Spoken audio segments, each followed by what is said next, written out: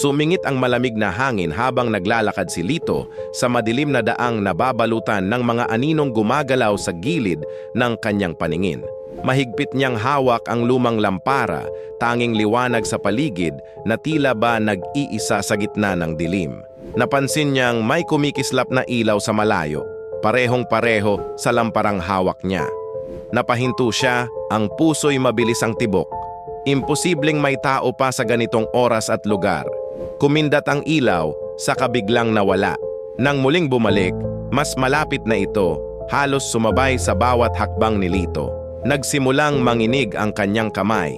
"May tao ba riyan?" Sigaw niya, ngunit tanging malamig na katahimikan ang bumalot sa paligid. Biglang namatay ang ilaw ng kanyang lampara at ang dilim ay naging mas makapal, parang lumulunok sa kanya. Sa gitna ng kadiliman, naramdaman niyang may malamig na hininga sa kanyang batok. Parang may malamig na kamay na humawak dito. Pumikit siya, dasal na lang ang kanyang sandigan. Nang muling bumukas ang kanyang mga mata, nakita niya ang sarili sa gitna ng kawalan. Walang liwanag, walang daan pa uwi. Sa harap niya, may nakangiting anyo, hawak din ang lamparang kasing tanda ng sa kanya. Sa isang kisap mata, siya na ang nasa kabilang ilaw, naghihintay sa susunod na maglalakad sa madilim na daan.